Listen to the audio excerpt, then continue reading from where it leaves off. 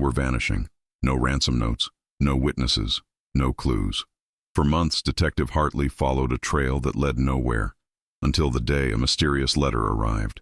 Its writer knew things that no one else should, and when they finally met, the detective realized the truth behind the disappearances was far darker than he ever imagined. Thank you so much for watching and for all your comments. Let me know at the end if you liked the story, and where you're watching from and why you're following this. Boston, Massachusetts, March 1897. The rain fell in steady sheets against the cobblestone streets of Beacon Hill, creating rivers that rushed along the gutters and pooled beneath the iron lampposts. Detective William Hartley stood at the window of his modest office on Tremont Street, watching the city blur beneath the downpour.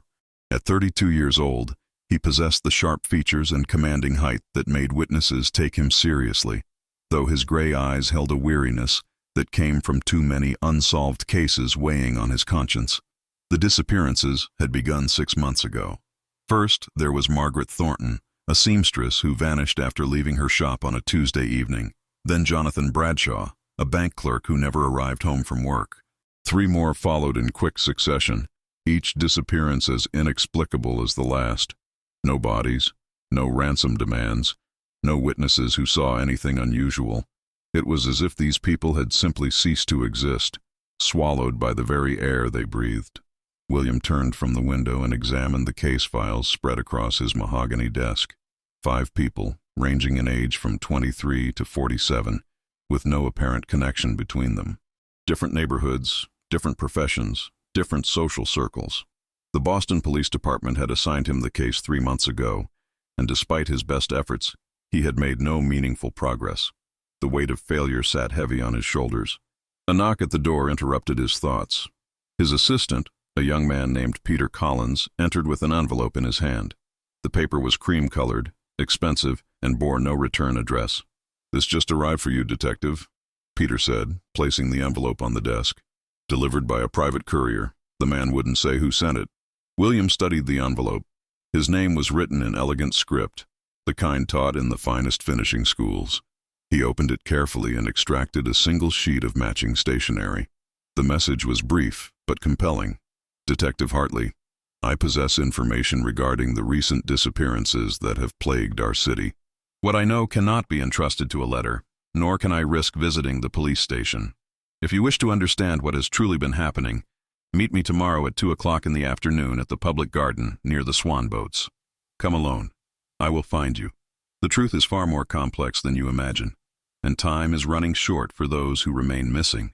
A friend to justice."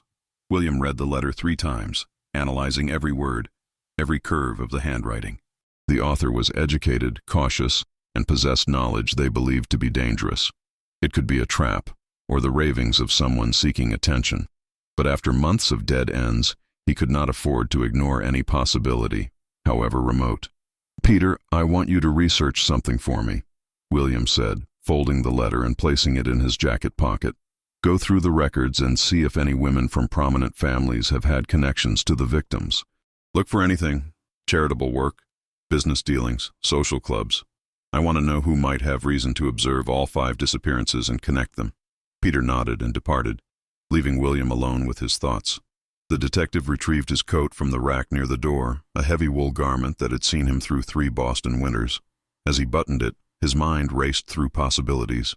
Why would someone with valuable information refuse to come forward through proper channels? What made this knowledge so dangerous that secrecy was required? The following afternoon arrived with clearer skies. The storm had passed, leaving the city washed clean and glistening under pale sunlight. William arrived at the public garden 15 minutes early, positioning himself near the Swan Boats as instructed. The park was moderately crowded with nurses pushing perambulators, couples strolling arm in arm, and children feeding the ducks that glided across the lagoon. He watched every person who approached, cataloging faces, gaits, and mannerisms with the practiced eye of a detective. At precisely 2 o'clock, he noticed a woman walking toward him along the path. She wore a dress of deep burgundy with black trim, fashionable but not ostentatious, and a small hat adorned with a single feather. A veil partially obscured her face, though he could see enough to note that she was perhaps 27 or 28 years old. with dark hair arranged in an elegant style. She stopped a few feet from him, her gloved hands clasped before her.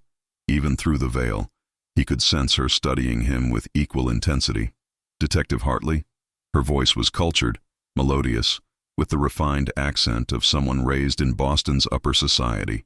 "I am," he replied, removing his hat in a gesture of courtesy. "And you are the author of yesterday's letter?" "I am." She glanced around the park, ensuring they were not being observed too closely. "My name is Evelyn Ashford. I realize this meeting must seem highly irregular, but I assure you, my reasons for secrecy are sound. Miss Ashford, if you have information about the disappearances, the proper course is to provide a statement at the police station. We can ensure your safety and—" "Can you?" she interrupted, her tone sharp but not unkind. "Detective, I come from a family of considerable standing in this city. My father is Richard Ashford, the textile manufacturer. What I am about to tell you could destroy my family's reputation and place me in very real danger. I need your assurance that you will hear me out before making judgments." William studied her carefully. The Ashford name was indeed prominent. Richard Ashford owned 3 factories and employed hundreds of workers. If his daughter was involved in something scandalous, it could create significant complications. "You have my word that I will listen," William said finally, "but I cannot promise to conceal crimes or obstruct justice, no matter who is involved." Evelyn nodded, seeming to accept this condition. "Walk with me, please. I can speak more freely if we are moving." They began a slow circuit around the lagoon. Evelyn kept her hands folded, her posture perfect despite the obvious tension in her shoulders. "3 years ago," she began, "I became involved in charitable work through the Ladies' Benevolent Society. We provided assistance to working families, organized educational programs, and helped place young women in respectable employment. Through this work, I came to know many people from various walks of life, people I would never have encountered in my usual social sphere." William listened without interrupting, letting her tell the story at her own pace. "About a year ago, I began to notice something disturbing. Several of the women we had helped, women who had found good positions and seemed to be thriving, suddenly stopped attending our meetings. When I inquired after them, I was told they had moved away, or returned to family in other cities, or simply disappeared without explanation. At first I thought nothing of it. People do move after all. But then I noticed a pattern." She paused as a group of children ran past, laughing and chasing a hoop. When they were out of earshot, she continued, "Each woman who disappeared had been placed in employment through a particular agency, the Hopewell Placement Service. It operates out of a small office on Hanover Street. The proprietor is a man named Albert Carmichael. He presents himself as a philanthropist, helping working-class women find respectable positions in households and businesses. But I began to suspect that something far darker was occurring." "What led you to this suspicion?" William asked, his detective's instinct now fully engaged. "I started keeping records," Evelyn said. "Every woman who disappeared had worked through Carmichael's agency. Every single one. And when I discreetly inquired about their whereabouts, I received the same vague answers. No forwarding addresses, no letters sent to former friends. It was as if they had been erased." William felt a chill despite the mild afternoon. "How many women are we discussing?" 11 that I know of, over the past 18 months. "But detective, it is not only women. I discovered that Carmichael also runs an employment service for men, particularly recent immigrants and those down on their luck. When I cross-referenced my records with newspaper reports of missing persons, I found that several of the men who disappeared had also been placed in positions through Carmichael's services." They had completed one circuit of the lagoon and began another. William's mind was processing this information rapidly, comparing it to what he knew of the 5 official cases he was investigating. "Miss Ashford, why not bring this to the authorities sooner? Why wait until now?" Evelyn stopped walking and turned to face him directly. Through the veil he could now see her eyes, a striking shade of hazel that held both fear and determination. "Because, detective, my father uses Carmichael's services. He has placed several workers through that agency, and he speaks highly of Carmichael as a fellow businessman. If I am wrong, if my suspicions are merely the product of an overactive imagination, I could ruin an innocent man's reputation and embarrass my family terribly. But if I am right, and I say nothing, more people will disappear. I needed someone who could investigate properly, someone with the authority to uncover the truth." William understood her dilemma. In the rigid social structure of Boston's elite, A young woman making accusations without proof would be dismissed as hysterical or attention-seeking. Her father's business relationship with Carmichael complicated matters further. "Why me specifically?" he asked. "I made inquiries," Evelyn replied simply.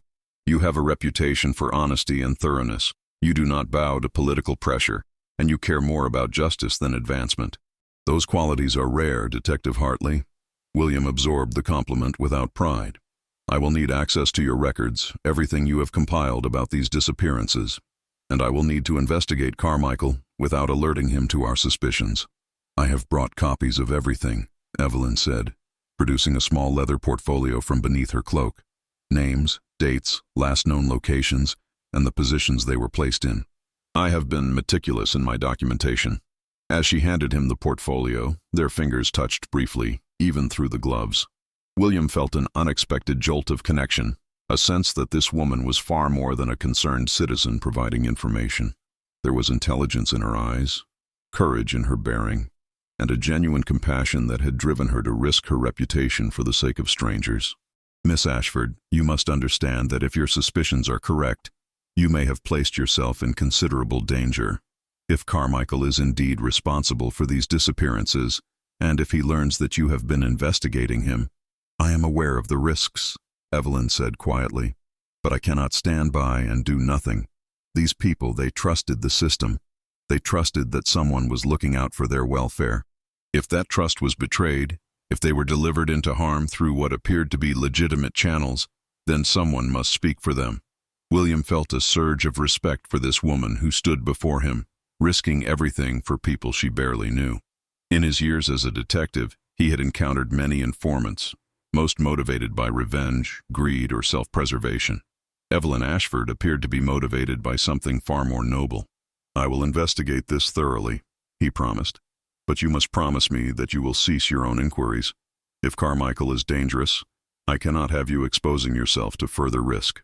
Evelyn smiled slightly, and even through the veil, he could see the determination in her expression. "I will make no such promise, Detective. However, I will agree to coordinate my efforts with yours and to take no action without consulting you first. Is that acceptable?" Despite the gravity of the situation, William found himself almost smiling at her stubborn insistence. "It will have to be. How can I contact you if I need additional information?" "Send a letter to the Ladies' Benevolent Society on Newbury Street, addressed to Miss E. Winters. I volunteer there 3 afternoons each week. Your correspondence will reach me safely." They discussed a few more practical details before parting ways. William watched her walk away, her burgundy dress a splash of color against the greening landscape of the park. He felt the weight of the portfolio in his hand and knew that this case had just taken a dramatic turn. As he returned to his office, William's mind was already formulating a plan of investigation. He would need to approach this carefully, gather evidence without alerting Carmichael, and protect Evelyn from any repercussions. The stakes had become deeply personal in a way he had not anticipated. That evening, alone in his office with a lamp burning against the darkness, William opened Evelyn's portfolio and began to read. Her handwriting was precise, her observations detailed and intelligent. She had created a chronological record of each disappearance, noting connections and patterns that even he had missed. As he studied her work, William realized that they were dealing with something far more sinister than isolated incidents. This was organized, systematic, and had been operating under the guise of respectability for years. And somewhere in this city, if Evelyn's suspicions were correct, people were being held or worse. The rain began again, tapping against the window like urgent fingers. William thought of Evelyn Ashford, of her courage and determination, of the way her eyes had met his with such directness. She had brought him not just information, but hope that this case might finally be solved. He did not yet know that this meeting in the public garden was the beginning of something that would change both their lives forever, that their investigation would lead them into danger and revelation, and that in solving the mystery of the disappearances, they would discover something neither had been seeking, but both desperately needed. The hunt had begun. The following morning brought a crisp clarity to Boston, the kind of bright spring day that made the city's brick facades glow warmly in the sunlight. William arrived at his office before dawn, having spent a restless night reviewing Evelyn's meticulous records. The patterns she had identified were undeniable, and the more he studied them, the more convinced he became that they were pursuing something far darker than simple disappearances. He had sent Peter to the city records office with instructions to gather everything available on Albert Carmichael and the Hopewell Placement Service. Meanwhile, William himself planned to visit Hanover Street under the guise of seeking employment assistance for a fictional relative. He needed to see Carmichael's operation firsthand, to observe the man and understand how he had managed to operate undetected for so long.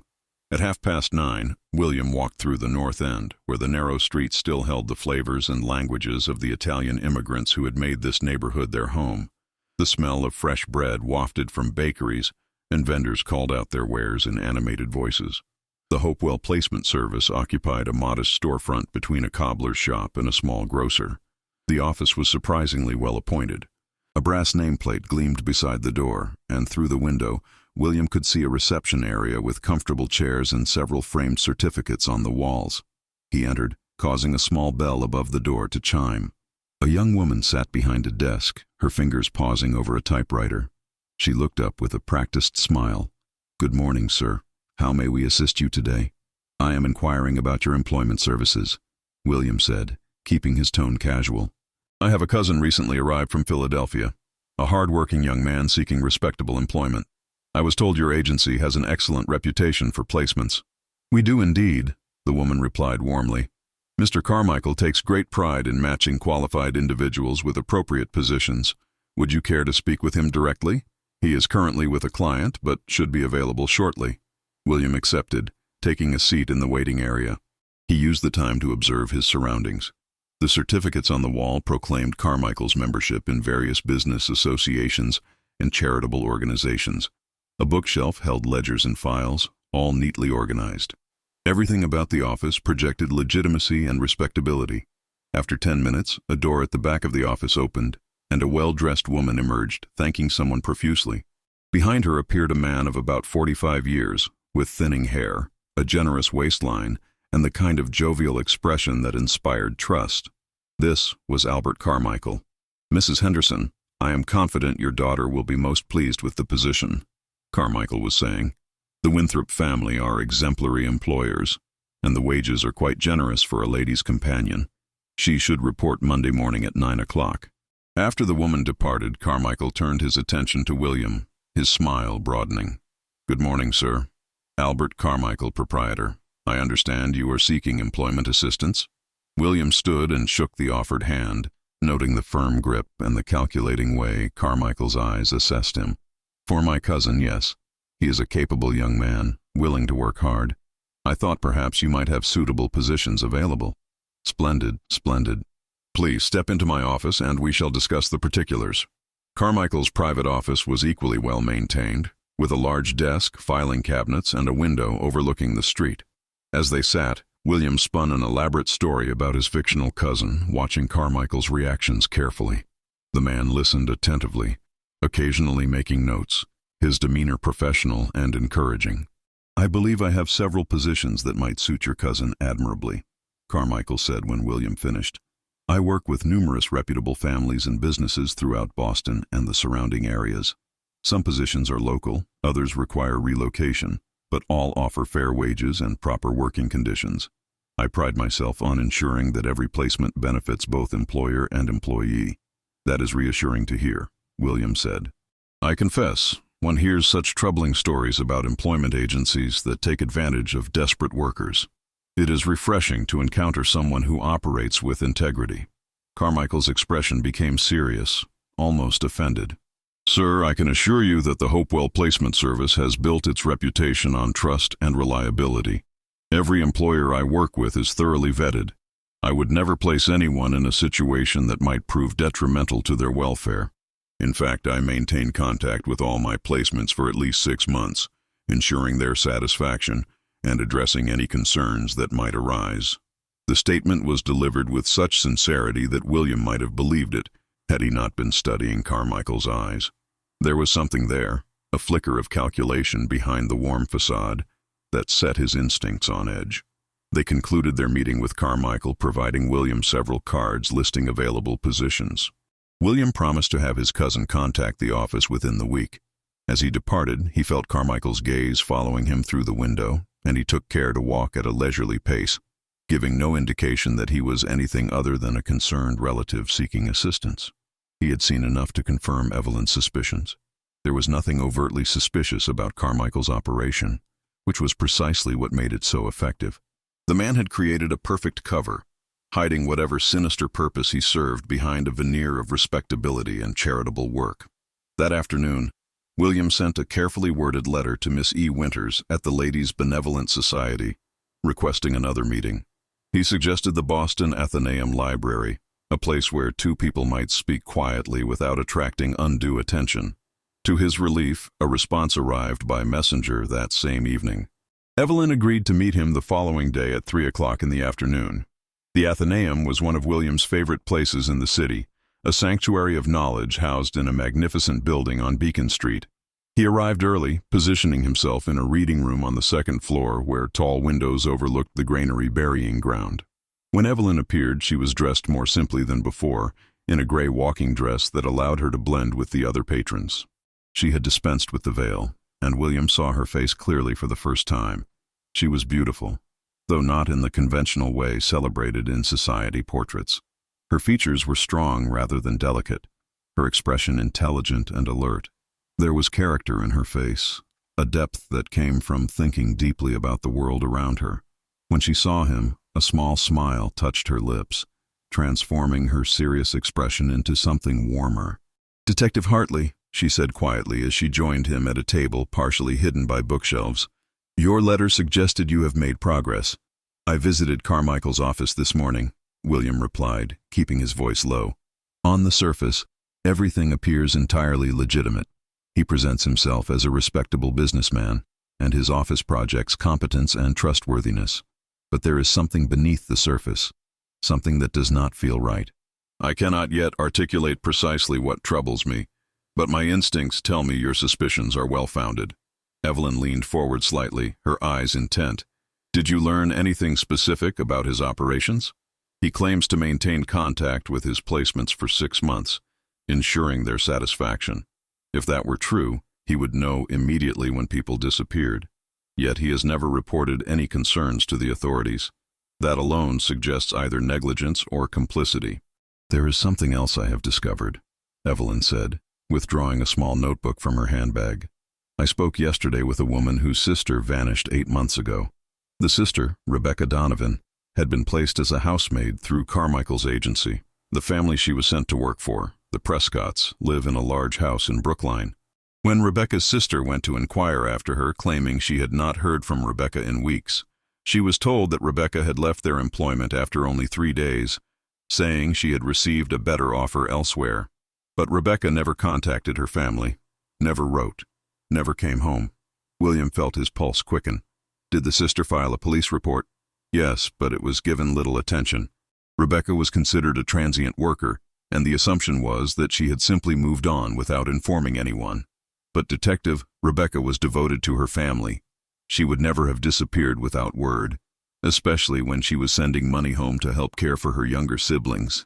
"Did you learn anything about this better offer she supposedly received?" Evelyn shook her head. "The Prescotts claimed to know nothing beyond what Rebecca told them. They seemed genuinely surprised when questioned and said Rebecca had been a satisfactory worker during her brief time with them. They had no reason to fabricate such a story." William considered this carefully. So either Rebecca did receive another offer and something happened to her afterward, or someone claiming to represent another opportunity approached her. Either way, Carmichael would have been the common link, the person who knew where she was working and could have directed someone to find her. "Precisely my thinking," Evelyn agreed. "I believe Carmichael is not working alone. He places people in legitimate positions, observes them, and then somehow facilitates their disappearance through what appears to be normal employment movement. The victims vanish without suspicion because their disappearance seems voluntary." They spent the next hour comparing notes, their heads bent close over Evelyn's records and William's case files. As they worked, William became increasingly aware of Evelyn's presence, the subtle scent of lavender that clung to her dress, the graceful movements of her hands as she pointed out details, the quick intelligence in her observations. She was unlike any woman he had encountered in his professional life, unafraid to engage with dark realities, yet maintaining a compassion that kept her focused on the human cost of these crimes. "Miss Ashford," he said finally, I need to ask you something that may seem indelicate. Your father's business relationship with Carmichael. Do you know the nature of the workers he has placed through the agency? Evelyn's expression tightened slightly. Factory workers primarily. Men and women for the textile mills. My father believes he is helping people find steady employment while also meeting his own labor needs. I do not believe he has any knowledge of Carmichael's other activities, if indeed our suspicions prove correct. Would you be willing to inquire discreetly about those placements? Learn if any of the workers placed through Carmichael have subsequently disappeared. Evelyn hesitated, and William could see the conflict in her eyes. She was being asked to potentially investigate her own father, to risk discovering that he might be unknowingly connected to something terrible. I will do what I can, she said quietly, but I must proceed very carefully. My father is not a man who tolerates questioning, particularly from his daughter. I would not ask if I did not believe it necessary, William said gently. And I promise you, I will do everything in my power to protect your father's reputation if he is indeed an innocent party in this. Their eyes met, and in that moment, something unspoken passed between them. It was more than professional cooperation, more than shared purpose. It was a recognition of mutual respect, of finding in each other a kindred spirit. William felt it like a physical sensation, a warmth that spread through his chest and made him acutely aware of how close they were sitting, how alone they were in this corner of the library. Evelyn looked away first, color rising in her cheeks. I should return home before I am missed. My mother believes I am at the Benevolent Society. Of course. William stood as she gathered her things. Miss Ashford, I must emphasize again the importance of caution. If Carmichael suspects that he is being investigated, he may take action to protect himself. That could place you in danger. I understand, Detective, but I am not a fragile flower to be sheltered from harsh realities. I have chosen this path, knowing the risks. She paused, then added more softly, but I appreciate your concern. It is comforting to know that someone else shares the burden of this knowledge. After she departed, William remained in the library for some time, ostensibly reviewing his notes but actually replaying their conversation in his mind. He found himself thinking not just about the case, but about Evelyn herself, about the courage it took for a woman of her position to involve herself in such matters, about the intelligence and compassion that drove her actions. He was, he realized with some surprise, in danger of becoming personally invested in a way that went beyond professional duty. The recognition troubled him. He had always prided himself on maintaining objectivity, on not allowing emotions to cloud his judgment. Yet there was something about Evelyn Ashford that penetrated his carefully maintained defenses. The next 3 days were consumed with investigation. Peter returned from the records office with information about Carmichael's business history. The Hopewell Placement Service had been established 7 years ago, and Carmichael had built it methodically, starting with a small office and gradually expanding his client base. His financial records, at least those available for public inspection, showed a modest but steady profit. There were no obvious irregularities, no red flags that would have attracted attention. William also assigned 2 trusted officers to discreetly watch Carmichael's office, noting everyone who entered and exited, recording times and descriptions. The surveillance revealed a steady stream of clients, both those seeking employment and those seeking workers. Everything appeared entirely normal. On the 4th day, William received another letter from Evelyn. She had made inquiries at her father's factory and discovered something disturbing. 3 workers placed through Carmichael's agency had failed to appear for work within the past year. In each case, the assumption had been that the worker had found other employment or returned to their home country. No formal investigations had been launched because such turnover was common in factory work. But Evelyn had managed to obtain the names and last known addresses of these workers. When cross-referenced with William's files and her own records, they fit the pattern perfectly. They had all been recent immigrants, people with few connections in Boston, people whose disappearance would cause minimal notice. William was contemplating this information when Peter burst into his office, his face flushed with excitement. "Detective, I think I have found something significant. I was reviewing old shipping records, and I noticed something peculiar. A private freight company, Coastal Transport and Storage, has been making regular shipments from Boston Harbor to various ports along the coast. The company is listed as transporting textiles and general merchandise. But here is what caught my attention. The company was established 6 years ago, shortly after Carmichael opened his placement service, and the registered owner is a man named Terence Boyle, who happens to be Carmichael's brother-in-law. William felt a surge of adrenaline. This was the first concrete connection between Carmichael and another enterprise, the first suggestion of a larger operation. What ports do they ship to? Primarily Providence, New York, and Philadelphia. But there are also occasional shipments to smaller ports in Maine and Connecticut. The frequency has increased over the past 18 months, coinciding with the increase in disappearances. We need to examine those shipments more closely, William said, his mind racing. But we must be careful. If we move too quickly, we risk alerting them before we understand the full scope of their operation. That evening, William sent an urgent message to Evelyn requesting a meeting the following day. They arranged to meet at a small, discreet tea house in the Back Bay, a place where society ladies often gathered, and where their presence together would not seem unusual if they were observed. When Evelyn arrived, William could see the tension in her bearing. She took a seat across from him in a corner booth that offered privacy and accepted a cup of tea with hands that trembled slightly. "Detective, I have been thinking about this constantly," she said without preamble. "If your suspicions about the shipping company are correct, what exactly do you believe is happening to these people?" William had been dreading this question because the answer was one he barely wanted to contemplate. "I believe they are being transported elsewhere, possibly sold into forced labor. The shipping routes correspond with industrial centers where demand for cheap labor is high. If Carmichael is identifying vulnerable individuals, people without strong family connections or legal protections, he could be supplying them to operations that do not inquire too closely about the origins of their workers." Evelyn's face went pale. "That is monstrous. That is slavery, Detective, in everything but name." "Yes," William agreed grimly. "And it is happening because these victims are carefully selected to be people whose disappearance will not trigger extensive investigation. Immigrants, the poor, those whom society has already marginalized. Carmichael has created a system that exploits the very vulnerability he claims to alleviate." "We must stop him," Evelyn said fiercely. "We must find proof and bring this to the authorities immediately." "We will," William assured her. "But we need undeniable evidence. I am arranging for surveillance of the shipping company, and I am working to identify when the next shipment is scheduled. If we can intercept it, if we can find the missing people before they are transported beyond our jurisdiction, we will have the proof we need." They talked for over an hour, planning their next steps. As their conversation continued, William found himself increasingly drawn to Evelyn's passion and determination. She was risking everything, her reputation, her family's standing, possibly even her safety, because she believed it was the right thing to do. In a world where most people looked away from uncomfortable truths, she was running toward them. When they finally parted, William watched her walk away and knew with absolute certainty that his feelings had evolved beyond professional admiration. He was falling in love with Evelyn Ashford, and the realization both thrilled and terrified him. The surveillance of coastal transport and storage began the following morning.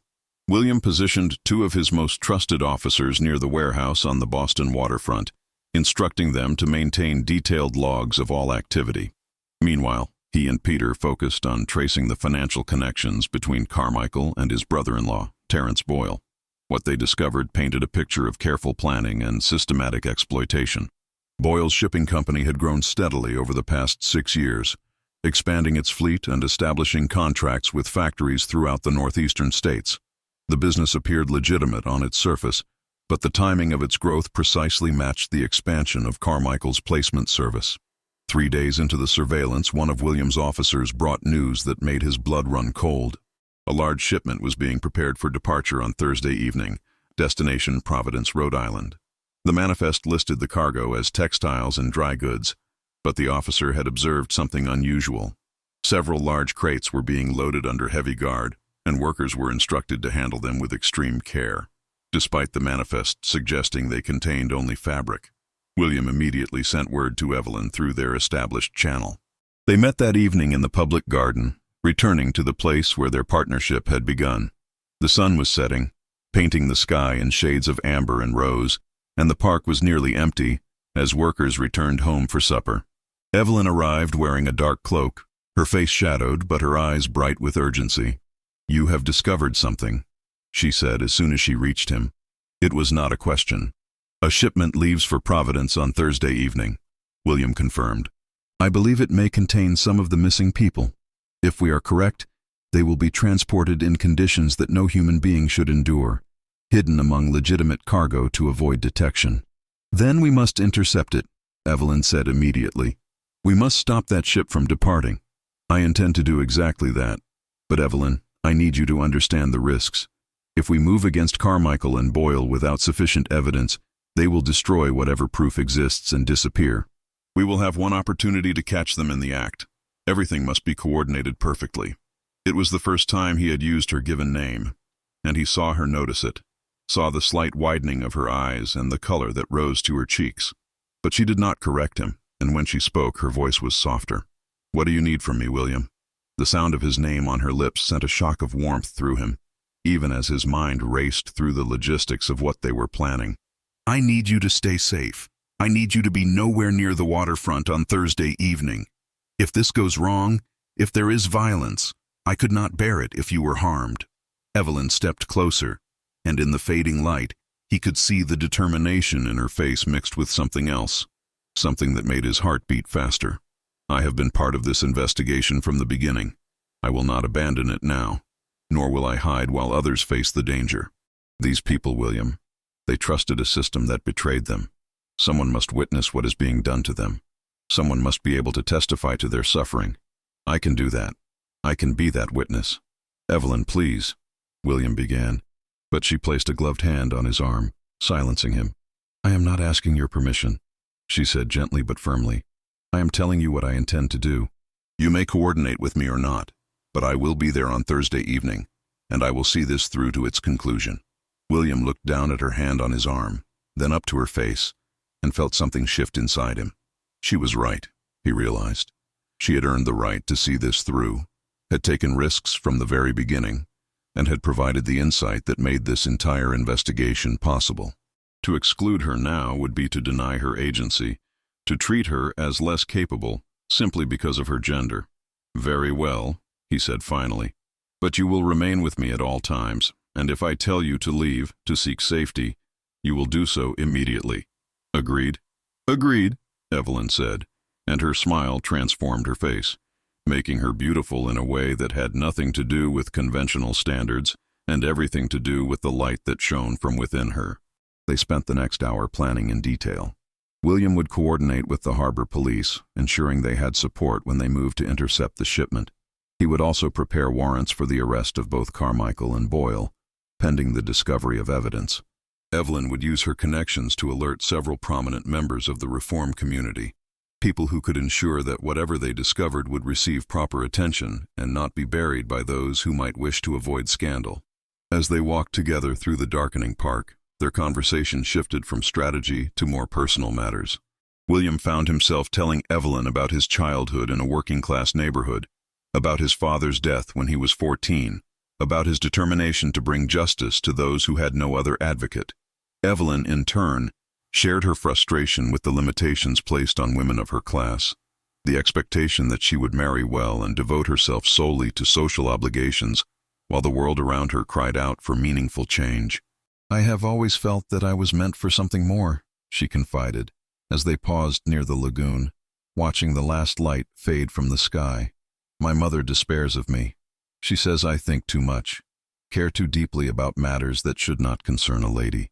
But I cannot help who I am, William. I cannot pretend not to see injustice simply because acknowledging it is inconvenient. You are extraordinary, William said quietly, and he meant it with every fiber of his being. In all my years as a detective, I have never encountered anyone with your combination of intelligence, courage, and compassion. What you have accomplished, what you have risked, it humbles me. Evelyn turned to face him fully, and in the dim light of the gas lamps, her eyes glistened with emotion. I could not have done any of this without you. You took me seriously when most men would have dismissed my concerns as female hysteria. You treated me as an equal partner, not as a source of information to be used and discarded. That means more to me than I can adequately express. They stood very close, close enough that William could see the rapid rise and fall of her chest, could feel the warmth radiating from her despite the cool evening air. He knew he should step back, should maintain the professional distance that propriety demanded. But something stronger than propriety held him there, something that felt inevitable and right. Evelyn, he began, his voice rough with emotion. "When this is over, when we have brought these men to justice, I wonder if you might allow me to call on you properly, not as a detective consulting with a witness, but as a man who has come to admire you more than he ever thought possible." Her breath caught audibly, and for a moment she said nothing. Then, slowly, she reached up and touched his face, her gloved fingers gentle against his cheek. "I would like that very much, William. More than I can say." They remained there for a heartbeat longer, suspended in a moment of perfect understanding, before the sound of approaching footsteps reminded them of where they were. They stepped apart, but something fundamental had changed between them. An acknowledgement had been made, a future possibility had been spoken aloud, and neither could pretend that their connection was purely professional any longer. Thursday arrived with unseasonable warmth, a spring day that felt more like early summer. William spent the morning finalizing his arrangements with the harbor police. Captain Morrison, a gruff but honest man who had worked with William on previous cases, agreed to provide support for the operation. They would position officers around the coastal transport warehouse, ready to move when William gave the signal. At 4 o'clock in the afternoon, William met Evelyn in a small churchyard 3 blocks from the waterfront. She wore practical clothing, a simple dark dress and sturdy boots, her hair pinned tightly beneath a plain bonnet. She looked nervous but resolute, and when she saw him, she managed a small smile. "Are you ready?" he asked, offering his arm. "I am," she replied, taking it. "Whatever we find tonight, William, I am grateful to face it with you beside me." They made their way toward the warehouse as the afternoon faded into evening. The waterfront was busy with activity, sailors and dock workers going about their business, cargo being loaded and unloaded. William had instructed his officers to blend in with the crowd, to appear as ordinary workers while keeping the warehouse under observation. At 6:30, activity around the coastal transport facility intensified. William and Evelyn watched from their concealed position in a recessed doorway across the street as workers began loading crates onto a mid-sized cargo vessel moored at the adjacent pier. Most of the cargo appeared ordinary, but then William saw what his officer had described: several large wooden crates being carried with extraordinary care, accompanied by armed guards. "Those crates are large enough to hold people," Evelyn whispered, her hand tightening on William's arm. "Dear God, they are in those crates." William felt rage building inside him, a hot fury at the casual cruelty being displayed before them. But he forced himself to remain calm, to wait for the right moment. They needed the cargo fully loaded, needed Carmichael or Boyle to appear, needed evidence that could not be disputed or explained away. As if summoned by his thoughts, a carriage arrived, and Albert Carmichael emerged, followed by a burly man who could only be Terence Boyle. They walked directly to where the special crates were being loaded, inspecting each one carefully. William saw Carmichael pull out a list and check items off methodically, like a merchant verifying inventory. "Now," William said quietly, and he raised his hand in the prearranged signal. Captain Morrison and 24 officers emerged from various positions around the warehouse, converging on the ship and the cargo with weapons drawn. William strode forward, Evelyn keeping pace beside him, as Carmichael and Boyle looked up in shock and alarm. "Albert Carmichael, Terence Boyle, you are under arrest for kidnapping, human trafficking, and conspiracy to commit slavery," William announced, his voice carrying across the sudden chaos. "Officers, secure those crates immediately and treat them with care. There are people inside." The next minutes were a blur of activity. Some of Boyle's workers attempted to flee and were quickly apprehended. Carmichael stood frozen, his face draining of color, while Boyle shouted protests and denials. William ignored them both, his entire focus on the crates that were being carefully lowered to the dock and opened. The first crate revealed a woman, cramped and terrified, blinking in the sudden light.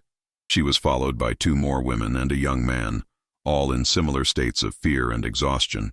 From the other crates came more victims, a total of 11 people who had been packed like cargo, given minimal food and water, and prepared for shipment to whatever fate Carmichael and Boyle had arranged.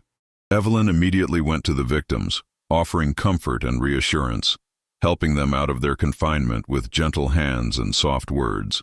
William watched her, his heart swelling with admiration and love as she demonstrated the compassion that had driven her from the beginning. "You have made a terrible mistake, Detective," Carmichael said, his voice shaking but still attempting authority.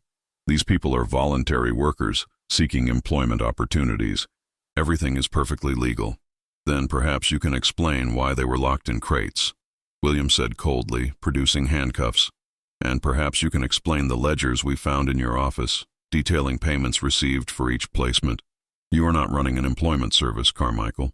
You are running a slave trade, exploiting the vulnerable and selling them to the highest bidder."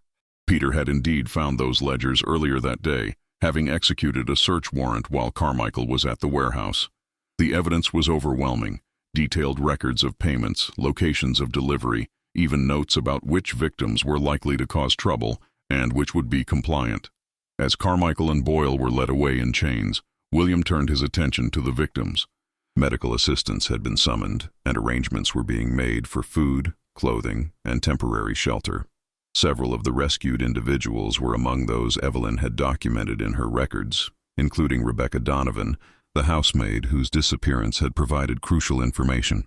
"Miss Ashford," Rebecca said, tears streaming down her face as she recognized Evelyn. "You came for us. I never thought anyone would come." Evelyn embraced the young woman, her own tears falling freely. "You are safe now. You are all safe. And we will ensure that you are returned to your families and that those responsible face justice." William stood back, watching the scene unfold, feeling a profound sense of satisfaction mixed with sorrow for all that these people had endured. But there was also hope born from the knowledge that they had been found in time, that Carmichael's operation had been exposed before more victims could be claimed. As the last of the victims was helped into a wagon that would transport them to a safe location, Evelyn came to stand beside William. They were both exhausted, emotionally drained by the events of the evening, but there was also a sense of completion, of having accomplished something genuinely meaningful. "We did it," Evelyn said softly. "We actually did it." "You did it," William corrected. "None of this would have been possible without your investigation, your courage in coming forward. These people owe their freedom to you, Evelyn." She shook her head. "We did this together, William. Your dedication, your willingness to listen and take action, that is what made the difference. Together, we were able to accomplish what neither of us could have done alone." The word "together" hung in the air between them, laden with meaning that went beyond the case. William reached out and took her hand. Propriety be damned, and she laced her fingers through his without hesitation. "When I asked if I might call on you," William said quietly, "I had hoped we might come to know each other better after this was resolved. But Evelyn, I find that I already know everything I need to know. I know your character, your heart, your mind, and I know that I love you, completely and irrevocably." Evelyn's eyes widened, and fresh tears spilled over, but these were tears of joy. "William, I have felt myself falling in love with you since that first meeting in the public garden. Every moment we have spent together since has only deepened that feeling. You see me as I truly am, not as society expects me to be, and you value that person. How could I not love you in return?" Around them, the waterfront continued its activity, officers completing their work, rescued victims being cared for. But William and Evelyn existed in a bubble of their own creation, a moment of perfect clarity amid the chaos. "There will be challenges," William said, still holding her hand. "Your family may not approve of a detective with modest means. Society will judge us for the unconventional nature of our courtship." "Let them judge," Evelyn said fiercely. "My father will come to see your worth, and if society cannot accept that I choose to spend my life with a man of honor and integrity rather than wealth and status, then society's opinion matters very little to me." They stood together as the evening deepened into night, two people who had found each other in the midst of darkness and discovered not just love, but partnership, mutual respect, and shared purpose. The case that had brought them together was concluded, but their story was just beginning. The weeks following the arrests of Albert Carmichael and Terrence Boyle brought a whirlwind of activity that consumed Boston's attention. The newspapers seized upon the story with fervor, their headlines proclaiming the exposure of a monstrous trafficking operation that had hidden beneath a veneer of charitable work. The trial became the sensation of the season, with crowds gathering outside the courthouse each day to catch glimpses of the proceedings and hear the latest revelations. William testified for 3 full days, presenting the evidence methodically and thoroughly. The ledgers Peter had discovered proved devastating to the defense. showing clearly that Carmichael had received substantial payments for each person he placed in what he claimed were legitimate positions. Cross-referenced with shipping records and testimonies from the rescued victims, the prosecution built an irrefutable case. Evelyn also testified, despite the scandal it caused among Boston's elite society. She appeared in court dressed simply but elegantly, her bearing dignified as she recounted her investigation and the pattern she had observed. When the defense attorney attempted to suggest that her involvement was improper for a woman of her station, she responded with such eloquent conviction about moral duty transcending social convention that even the judge seemed moved. The rescued victims provided the most powerful testimony. Rebecca Donovan spoke tearfully about being approached by one of Boyle's men while working at the Prescott House, being promised triple wages at a textile factory in Providence, only to find herself imprisoned and destined for a life of forced labor. Others told similar stories of deception, confinement, and the terror of realizing they had been sold like livestock. The jury deliberated for less than 4 hours. Carmichael and Boyle were found guilty on all counts. The judge, a stern man named Harrison who had presided over the Massachusetts courts for 20 years, delivered a scathing condemnation before sentencing each man to 30 years of hard labor. "You preyed upon the vulnerable," Judge Harrison declared, his voice resonating through the packed courtroom. "You exploited those who came to you seeking honest work and a chance at a better life. You turned what should have been a service to the community into a mechanism for unspeakable cruelty. This court can conceive of few crimes more despicable than trafficking in human beings, and the sentence reflects the gravity of your offenses." As the convicted men were led away, William felt Evelyn's hand slip into his. They were seated in the front row, and though propriety might have dictated otherwise, he did not pull away. Their relationship was now known throughout Boston, having been documented extensively in the newspapers alongside the trial coverage. Some viewed their partnership with admiration, others with scandal, but William found he cared very little about public opinion when measured against what truly mattered. The trial's conclusion brought a sense of closure to many, but for William and Evelyn, it marked the beginning of dealing with its aftermath. The 11 victims they had rescued needed assistance reintegrating into society. Many had no homes to return to, having been estranged from families or come from situations of poverty that made Carmichael's promises initially attractive. Evelyn threw herself into helping them with characteristic determination. She worked with the Ladies' Benevolent Society to establish a fund for the victims, providing temporary housing, job training, and connections to legitimate employment. Rebecca Donovan in particular became like a younger sister to Evelyn, and with assistance she was able to reunite with her family and eventually secure a position as a teacher in a school for working-class children. William's own career took an unexpected turn. The successful resolution of such a high-profile case brought him recognition from the highest levels of Boston law enforcement. Commissioner Walsh summoned him to his office 3 weeks after the trial's conclusion and offered him a promotion to lead detective, with responsibility for overseeing all major investigations in the city. "You did exceptional work, Hartley," Walsh said, leaning back in his leather chair, "not just in solving the case, but in having the courage to pursue it when many would have dismissed the concerns of missing immigrants and workers as unworthy of serious attention. The city needs more men like you in positions of authority." William accepted the promotion, knowing it would provide him greater resources to pursue justice and, practically speaking, a salary that made his future plans more feasible. Because he did have plans that involved Evelyn Ashford in every possible way. The matter of her family, however, remained complicated. Richard Ashford had been horrified to learn that he had unwittingly employed workers through Carmichael's agency, and even more disturbed to discover that his daughter had been investigating the matter. His initial reaction had been anger, feeling that Evelyn had deceived him and exposed the family to scandal. But Evelyn had faced her father with the same courage she had shown throughout the investigation. William had accompanied her to the Ashford mansion in Louisburg Square for what he knew would be a difficult conversation. The house was magnificent, all marble floors and crystal chandeliers, a stark reminder of the social divide between his world and Evelyn's. Richard Ashford was an imposing man in his late 50s, with steel-gray hair and the commanding presence of someone accustomed to authority. He received them in his study, a room lined with books and dominated by a massive desk. Evelyn's mother, Catherine, sat quietly in a chair by the window, her face a mask of controlled distress. "Father," Evelyn began before anyone else could speak, I understand that you are angry with me, but I would make the same choices again. Those people needed someone to speak for them, someone willing to risk comfort and reputation for the sake of what was right. You raised me to believe in justice and moral responsibility. I was simply acting on those principles.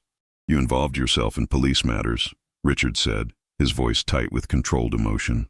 You risked your safety and our family's standing. Do you have any idea the whispers I have endured at my club? The speculation about my daughter's character?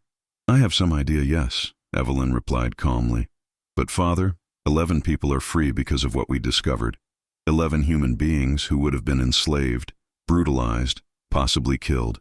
Are their lives worth less than our social standing? Are their futures less important than what men say at your club? The question hung in the air, and William watched Richard Ashford struggle with it. He was a businessman, a pragmatist, but he was also a father who loved his daughter and a man who had built his fortune on the principle of fair dealing. The conflict played across his face. Finally, Richard turned his attention to William. And you, Detective Hartley? What are your intentions regarding my daughter? William met his gaze steadily. Sir, I intend to marry her if she will have me and if you will grant your blessing. I cannot offer her the wealth she was born to, but I can offer her a life of purpose, partnership, and devotion. I love your daughter more than I can adequately express, and I believe we can build something meaningful together. He makes me happy, Father, Evelyn added softly. Happier than any of the suitable young men you and Mother have paraded before me over the years. William values my mind, encourages my involvement in reform work, and treats me as an equal partner. That is worth more than any fortune. Catherine Ashford spoke for the first time, her voice gentle but firm. Richard, look at our daughter. Truly look at her. I have watched her wilt at society functions, grow restless with the limitations placed upon her.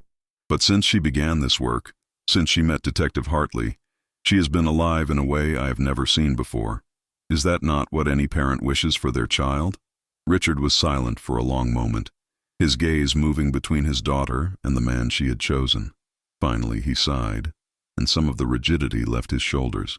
I will not pretend to be entirely pleased with how this has unfolded, he said.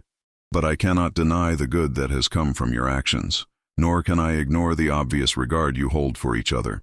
Detective Hartley, if you can promise to cherish my daughter, to support her unconventional aspirations, and to provide for her to the best of your abilities, then you have my blessing. The relief that flooded through William was profound. He stepped forward and shook Richard's offered hand. Sir, I promise you all of that and more. Your daughter is extraordinary, and I consider it the greatest privilege of my life to have earned her affection.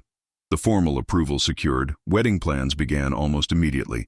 Evelyn wanted a modest ceremony, much to her mother's dismay, arguing that ostentatious display seemed inappropriate given the nature of their courtship. They compromised on a small but elegant affair to be held in June at Trinity Church, with a reception at the Ashford home for family and close friends. The weeks leading up to the wedding were filled with preparations, but also with the simple joy of being together without secrecy or subterfuge. William and Evelyn took long walks through the public garden, attended lectures together at the Athenaeum, and spent hours discussing their hopes for the future. They talked about continuing their reform work, about using William's position and Evelyn's connections to advocate for better protections for vulnerable workers, about building a life that mattered beyond their own happiness. One evening, as they sat together on a bench overlooking the lagoon where they had first met, Evelyn rested her head on William's shoulder with a contentment that needed no words. Do you ever think about how unlikely this all is? She asked softly. That a single letter, a leap of faith in contacting you could lead to all of this? I think about it constantly, William admitted, his arm around her shoulders. I think about how easily we might never have met, how you might have ignored your suspicions, or how I might have dismissed your letter. The randomness of it is almost frightening. I do not believe it was random, Evelyn said, lifting her head to look at him. I believe we were meant to find each other, that all of it, the investigation, the danger, the triumph, was leading us to this moment. Does that sound terribly romantic and foolish? It sounds perfect, William said, and he kissed her, there in the gathering twilight, with the swans gliding across the water and the city lights beginning to twinkle in the distance. The wedding day arrived with glorious weather, a perfect June morning with clear skies and gentle breezes. Trinity Church was filled with guests, An interesting mix of Boston society, William's colleagues from the police department, members of the Ladies' Benevolent Society, and several of the people they had helped rescue, including Rebecca Donovan, who served as one of Evelyn's attendants. Evelyn walked down the aisle on her father's arm, wearing a gown of ivory silk with delicate lace trim, her face radiant behind a sheer veil. William stood at the altar, his heart pounding, hardly believing that this remarkable woman was about to become his wife. When Richard placed Evelyn's hand in his, the older man's eyes were suspiciously bright, and he whispered, "Take care of her, son." The ceremony was traditional but infused with personal meaning.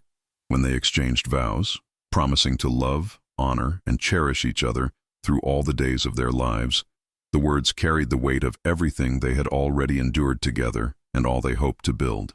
The minister pronounced them husband and wife, and when William kissed his bride, he felt as though his entire life had been leading to this perfect moment. The reception at the Ashford mansion was a joyful affair. There were toasts and speeches, music and dancing, and a general atmosphere of celebration that transcended social boundaries. Commissioner Walsh raised his glass to toast the couple's courage and dedication to justice. Rebecca Donovan spoke tearfully about how William and Evelyn had given her and others a second chance at life. Even Richard Ashford, who had initially opposed the match, gave a speech acknowledging that his daughter had chosen wisely and that William had already proven himself a man of honor. As the afternoon faded into evening, William and Evelyn slipped away from the crowd, stealing a few moments alone in the mansion's garden. They stood beneath an arbor covered in climbing roses, their hands clasped, looking at each other with wonder and joy. "Mrs. Hartley," William said, trying out the name and loving the sound of it. "How does it feel to be married to a detective?"